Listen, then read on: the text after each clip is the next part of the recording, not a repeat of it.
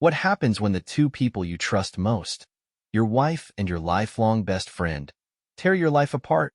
My wife, Emily, and I have been married for 10 years.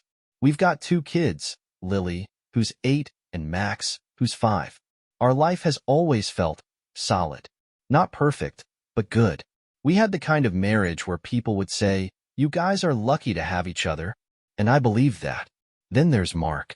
He's been my best friend since high school. Mark is one of those guys everyone likes. Funny, easygoing, the life of the party. He was the best man at my wedding, my go-to for advice, and my drinking buddy when life got tough. He's practically family. Hell, he's godfather to both my kids. For years, the 3 of us have been inseparable. Mark has always been over for dinners, weekend barbecues, and family outings. He'd even watch the kids when Emily and I needed a date night. I trusted him with everything. If there's one person I thought would never betray me, it was Mark. But over the past few months, something's felt off. At first, I told myself it was in my head. Emily started spending more time out of the house, working late, going to the gym, or volunteering at school events. She'd always been busy, but this was different. She seemed distracted even when she was home, glued to her phone or acting distant. Mark, too, seemed different. Normally, he'd drop by unannounced, kick back on the couch, and joke about stealing a beer from my fridge. Lately, he'd been avoiding eye contact and seemed nervous, like he didn't know how to act around me. It all came to a head one Friday night. Emily was out at a meeting, and I invited Mark over to watch a game. He seemed reluctant at first, but eventually came by. We were a few beers in when I brought up how busy Emily had been. I wasn't accusing her of anything, just venting about how she barely had time for us lately. Mark froze. He took a long sip of his beer and muttered something about how Emily works hard and it's tough being a mom. His response caught me off guard. Normally, he'd crack a joke or roll his eyes about how much Emily loves her projects. Instead, he seemed defensive. I shrugged it off at the time, but it stuck with me. A week later, I found a text on Emily's phone. I wasn't snooping, but her screen lit up while she was in the shower.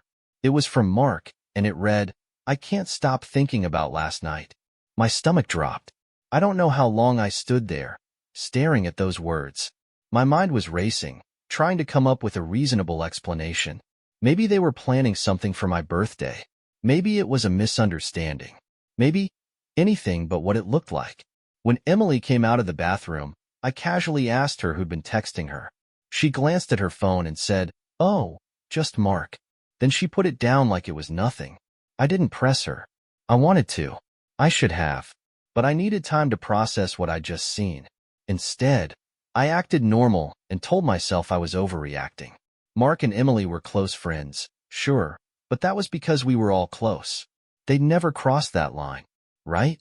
Over the next few days, I couldn't shake the feeling that something was wrong. Emily's behavior didn't help. She started avoiding me, saying she was tired or stressed. Her phone, which she used to leave lying around, was suddenly always in her pocket. And Mark? He went radio silent. No texts, no calls, no random drop-ins. Nothing. By the end of the week, I couldn't take it anymore. I decided to confront Mark first. It felt safer than accusing Emily outright. Less risky, less explosive. I invited him out for a drink, just the 2 of us. He hesitated, but eventually agreed. When we met up, I didn't waste any time. "Mark," I said, keeping my voice calm, "is there something going on between you and Emily?" His reaction was immediate. He choked on his drink and started stammering. "What? No. Why would you even think that?" He laughed nervously, but it didn't reach his eyes. I pressed him. "I saw a text, Mark. From you. Something about last night." He turned pale. For a moment, I thought he might actually come clean. Instead, he doubled down. "Dude, it's not what you think. I was talking about helping her with that PDA thing for Lily. You know how she gets stressed about those." I wanted to believe him. I needed to believe him. But something about the way he said it didn't sit right. It felt rehearsed, like he'd been preparing for this conversation. When I got home that night, Emily was already in bed. I stood in the kitchen, staring at her phone on the counter. I had 2 choices, confront her now or let it go. I chose neither. Instead, I opened her phone. I know it was wrong, but I needed answers. What I found confirmed my worst fears. Dozens of texts between her and Mark, some flirty, some outright explicit. They weren't even trying to hide it. My hands were shaking as I read them. My wife, my best friend. They'd been lying to me for months. And the worst part? They didn't even seem guilty. I didn't sleep that night. I sat in the living room with Emily's phone in my hands, reading and rereading the texts. The words blurred together, but the meaning was crystal clear. This wasn't just a fling. It was a full-blown affair. They talked about sneaking around, making excuses, even about what they do when he isn't around. He being me. By the time the sun came up, I was numb. Emily walked into the room, yawning and rubbing her eyes. She stopped when she saw me sitting there. "You okay?" she asked, her voice groggy. I didn't answer right away. I just held up her phone. "Care to explain this?" Her face turned white. She didn't try to lie, didn't even try to take the phone. She just stood there, frozen, like a kid caught stealing from the cookie jar. "Tom," she started, her voice shaking. "It's not what it looks like."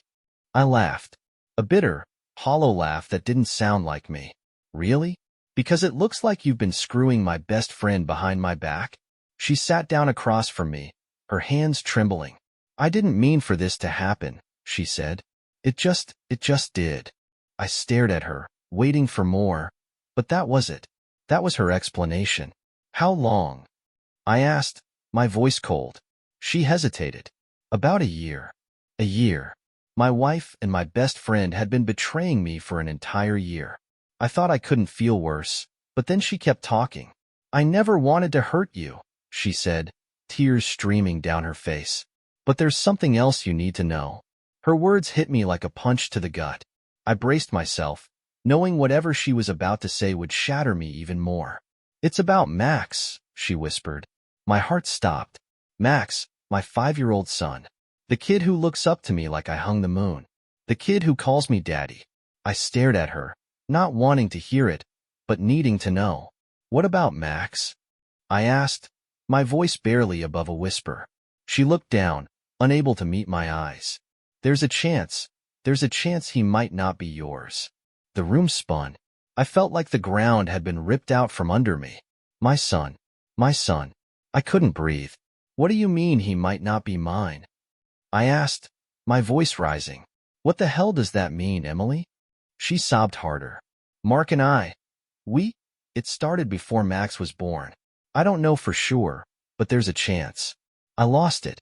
I stood up, pacing the room, yelling things I can't even remember. Emily just sat there, crying and begging me to calm down, saying she'd do anything to fix this. But how do you fix something like this? After what felt like hours, I finally stopped. I turned to her, my voice raw. "We're getting a paternity test. Today." She nodded, her face streaked with tears. "Okay, whatever you want." The next few days were a blur. I barely spoke to Emily. I barely ate, barely slept. I kept looking at Max, wondering if he was mine, or if I'd been raising Mark's child this whole time. Every time I looked at him, my heart broke a little more. Then, as if things couldn't get worse, Mark showed up at my door. He looked like hell, disheveled, tired, and jumpy. I wanted to slam the door in his face, but he shoved his foot in before I could. "Tom, wait," he said. "We need to talk." I stepped outside, closing the door behind me. I didn't want the kids to overhear. "You've got 5 minutes," I snapped. He took a deep breath. "I'm sorry. I never meant for this to happen." "That's it?" I shot back. "That's all you've got? You've been sleeping with my wife for a year, and that's all you can say?" He looked down, ashamed. "It's more complicated than that." I laughed bitterly. "Oh, is it? Please, enlighten me." And that's when he dropped his own bombshell. "I think Emily's been cheating on you with someone else too," he said. I froze. "What the hell are you talking about?" Mark rubbed the back of his neck, avoiding my gaze. "There was this guy, years ago. She told me about him once, before Max was born. She said it was a mistake, but I don't know, man. I thought you should know." I didn't know whether to believe him, or if this was just some desperate attempt to deflect blame. Either way, it didn't matter. The damage was done. The paternity test results came back a week later. Max is mine. Relief doesn't even begin to describe what I felt, but it was bittersweet. Knowing Max was my son didn't fix the betrayal, didn't erase what Emily and Mark had done. Emily begged me to go to therapy, to try and save our marriage. For the kids, she said. But I couldn't even look at her without feeling sick. I told her I needed space, time to think. Meanwhile, Mark wasn't done complicating things. He called me, begging me not to tell anyone about the affair. Think about the kids, he said. If this gets out, it'll ruin everything. I told him to go to hell and hung up. But the more I thought about it, the more I realized he wasn't wrong. If I went public with this, it wouldn't just hurt Emily and Mark. It would hurt the kids, Lisa, everyone involved. I felt trapped. Do I expose them and risk blowing up my kids' lives? Or do I stay quiet and let them get away with it? After the paternity test confirmed Max was mine, I felt a tiny flicker of relief. But it didn't last long. The betrayal was too massive to process. Emily and Mark were still trying to pull me in opposite directions, her begging for another chance, and him pleading for silence. One morning, as I sat in the kitchen staring into my coffee, I decided to call Lisa, Mark's wife. She deserved to know the truth, just like I had. It wasn't about revenge, it was about being honest. At least, that's what I told myself. Lisa agreed to meet me that afternoon. We met at a small cafe on the other side of town, far from anyone who might recognize us. She looked tired, her hair pulled back and dark circles under her eyes. As soon as I sat down, she leaned forward and asked, "What's this about, Tom?" I hesitated, wondering how to start. "It's about Mark and Emily," I said, my voice low. "They've been having an affair." Her reaction wasn't what I expected. She didn't gasp or cry. She just sat back in her chair, staring at me with a strange, hollow expression. "I know," she said quietly. I blinked, stunned. You know?" Lisa nodded, staring at the table. "I found out months ago. I didn't say anything because I didn't know what to do. Mark swore it was over, and I didn't want to break up our family." I felt a surge of anger. "So you just let it keep going? You didn't think I deserved to know?" She looked up at me, her eyes filled with tears. "I was scared, Tom. Scared of what it would do to the kids, scared of what it would do to you." Her words hit me hard. I wanted to be angry at her, to yell and blame her for keeping me in the dark. But deep down, I understood. She was trapped, just like me. That's when she told me something I wasn't prepared for. "Mark's done this before," she said, her voice barely above a whisper. "You're not the first husband he's betrayed. There was someone else years ago, one of my friends." Her words hit me like a truck. I stared at her, trying to process what she just said. "Are you telling me this is a pattern?" She nodded, wiping her eyes. "He's always had this thing about proving he's better than other men. I thought he'd changed, but I guess I was wrong." The weight of her confession was suffocating. Mark wasn't just a cheater. He was a serial manipulator, someone who thrived on betrayal, and I'd called him my best friend. When I got home, Emily was waiting for me. She'd been doing that a lot lately, hovering around like a ghost, desperate to talk. This time, I let her. "I'm sorry, Tom," she said, her voice cracking. "I know I've hurt you, and I know I don't deserve your forgiveness. But I can't lose you. I can't lose our family." Her words sounded sincere, but I couldn't shake the image of her and Mark together. "Why, Emily?" I asked. "Why did you do it?" She hesitated, looking down at her hands. "I don't know," she admitted. "At first, it was just attention. Mark made me feel special, like I mattered. But I never stopped loving you, Tom. I swear."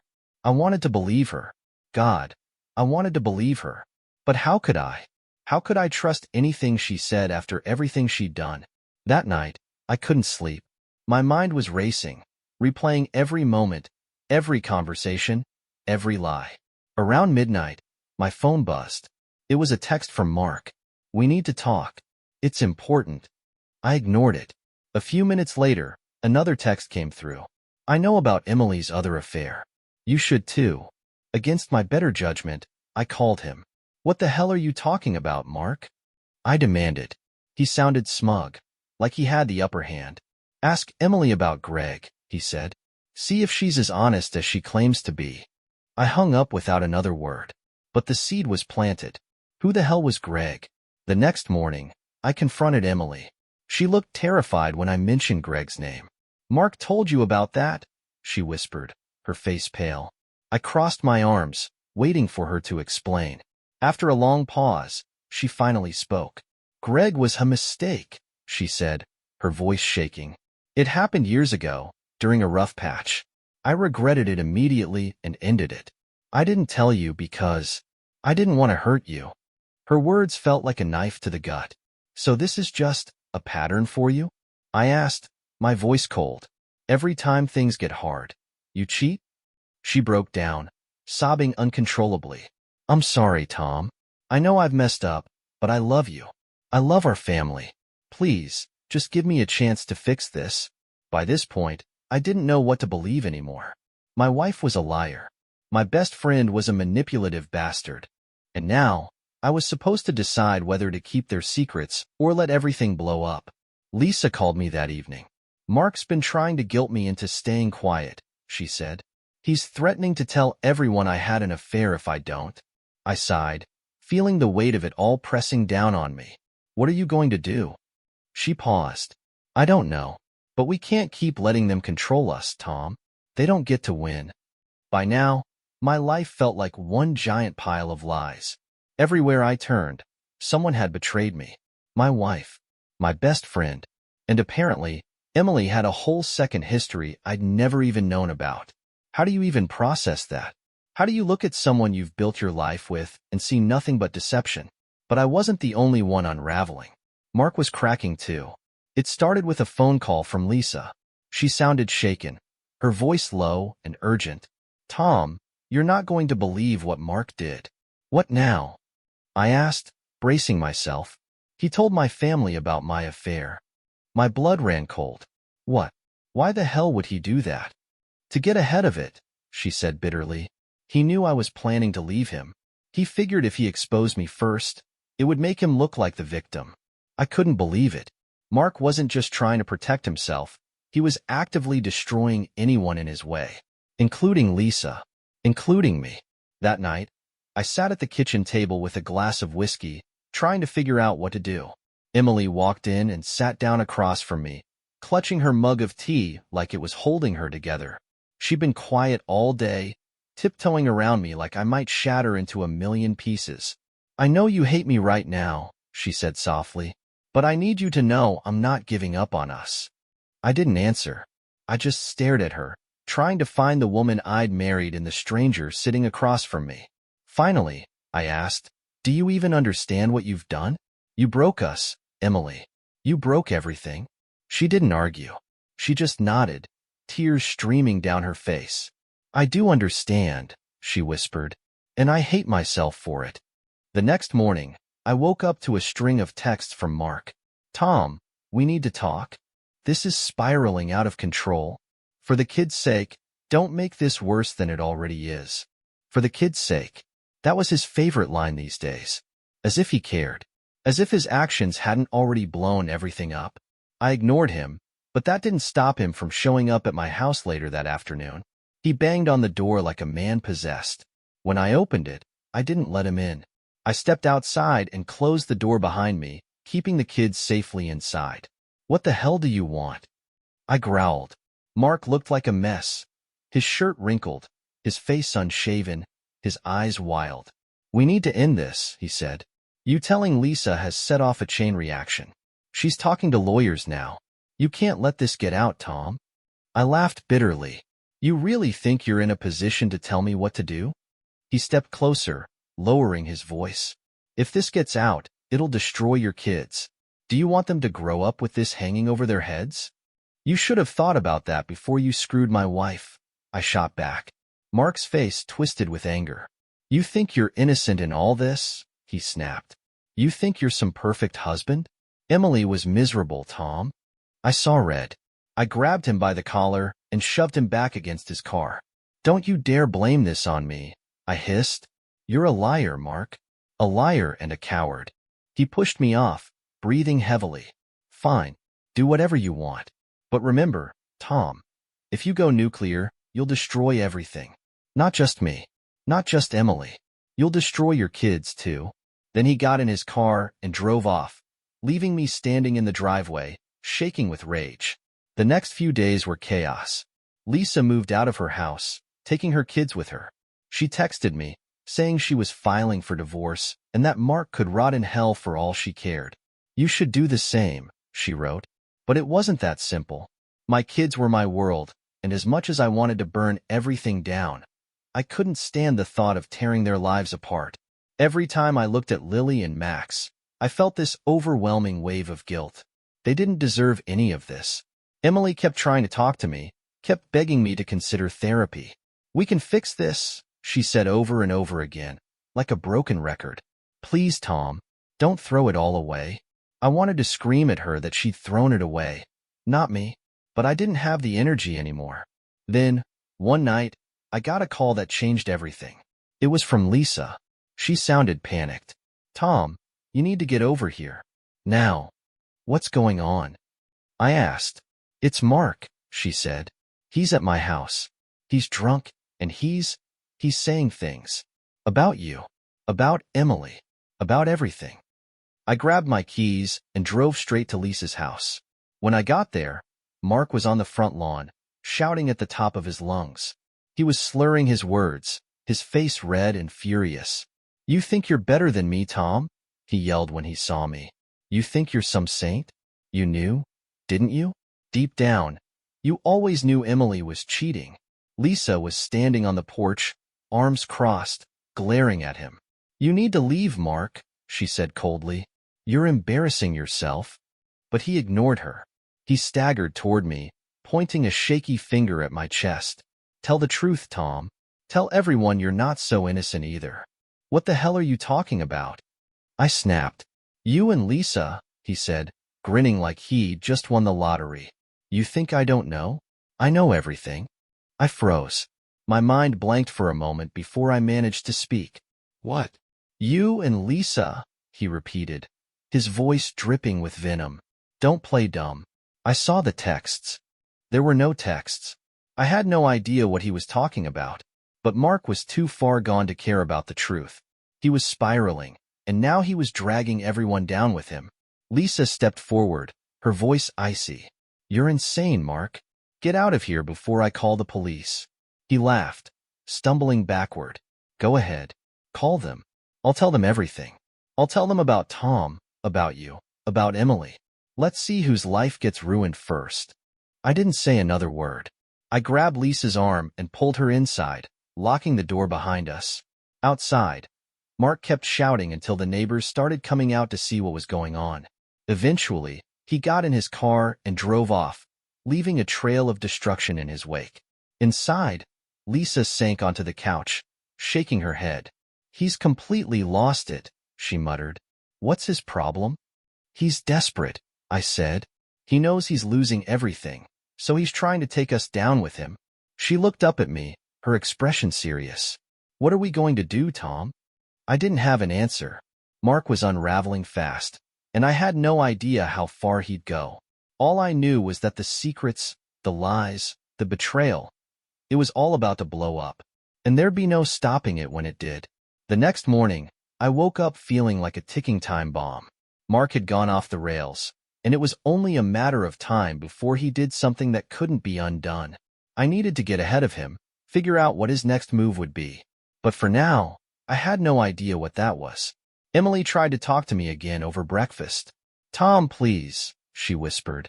Can we just talk about this? I'll do whatever it takes to make this right. I stared at her blankly. It's too late for that, Emily. Her shoulders slumped. She didn't say anything else. For the first time in weeks, she looked like she understood just how badly she'd screwed up. Later that afternoon, Mark struck again. I got a call from my boss while I was at work. Hey, Tom, is everything okay at home? I froze. Yeah. Why? Well, he said hesitantly, someone sent an anonymous email about you. They claimed you've been having an affair with a coworker and suggested there was more to it. What? I practically yelled. I don't believe it, of course, he said quickly, but you might want to figure out who's spreading rumors. I hung up the phone, shaking with rage. Mark. It had to be him. He was trying to destroy my reputation now, too. I drove straight to his house, ready to confront him once and for all. When I pulled up, his car wasn't there. The place looked empty, but Lisa's car was parked out front. I knocked on the door, and she answered, looking pale and tired. Is he here? I demanded. She shook her head. No, he didn't come home last night. I let out a frustrated breath. He's trying to ruin me, Lisa. He's sending emails, spreading lies. She frowned. He's getting worse. I think he might actually hurt someone. The words sent a chill down my spine. Mark wasn't just trying to cause chaos anymore. He was becoming dangerous. Hours passed with no sign of him. Then, around 8 p.m., I got a text. Meet me at the old construction site. Alone. We need to settle this. The message made my stomach twist.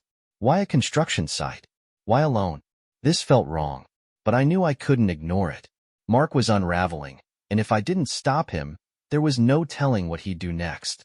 I grabbed my keys and headed out. Before I left, I told Emily where I was going. If I'm not back in an hour, call the cops. Her face went pale. Tom, don't go. Please. I have to, I said. I'm ending this. The construction site was dark and empty when I arrived. Half-built houses loomed like skeletons in the shadows.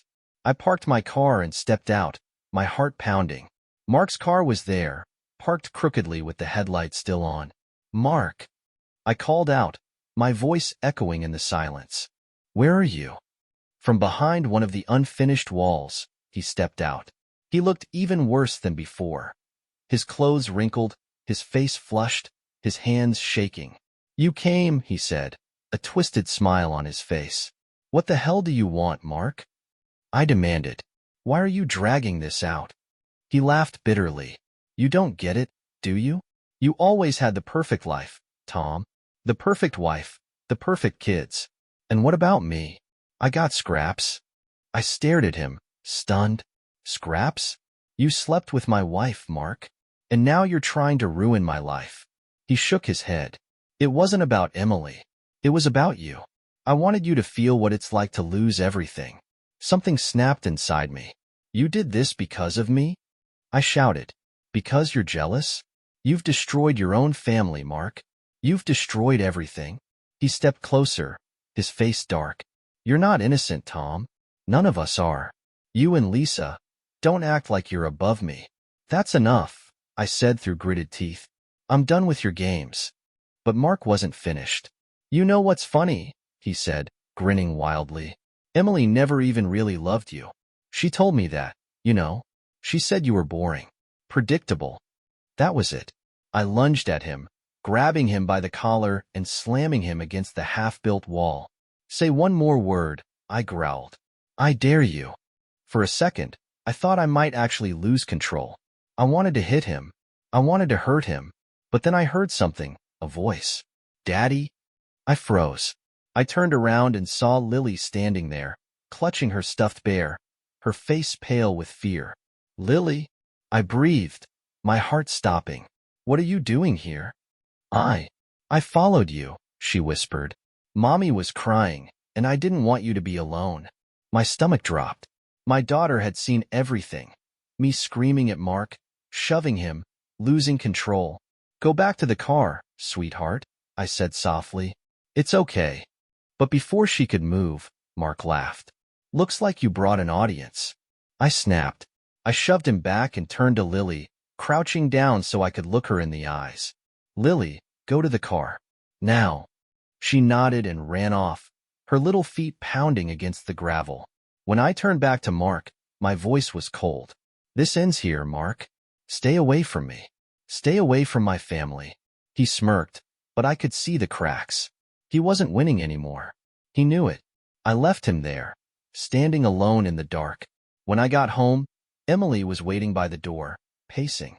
Where's Lily? She asked, panicked. She's fine, I said. She's in the car. Emily ran outside to get her, and I collapsed onto the couch, feeling like I'd aged 10 years. When Emily came back in with Lily asleep in her arms, she looked at me with tears in her eyes. What happened? She asked softly. I shook my head. It's over, Emily. I'm done with him. The next morning, I got a call from Lisa. Mark turned himself in, she said quietly. He got drunk last night and caused a scene. He's been arrested. For the first time in weeks, I felt like I could breathe. Mark was out of our lives. I didn't know what would happen next, whether Emily and I could ever repair what was broken, or whether I'd even want to try. But at least the chaos was over. I spent the day with the kids, taking them to the park and trying to forget everything. That night, as I tucked Lily into bed, she looked up at me and said, "Daddy, are you okay?" I smiled and kissed her forehead. "I'm okay, sweetheart. I promise." I wasn't sure if that was true, but for now, it was enough. The aftermath. In the weeks that followed, things started to settle. Emily and I went to therapy, though I wasn't sure it would work. Trust, once broken, isn't easy to rebuild. Lisa filed for divorce and moved in with her parents. Mark was out of the picture for good. I don't know where life will take me next. I don't know if I'll ever forgive Emily. But I do know this. I won't let this destroy my kids. They're innocent in all this, and they deserve better. As for me, I'm taking it one day at a time. Because sometimes that's all you can do.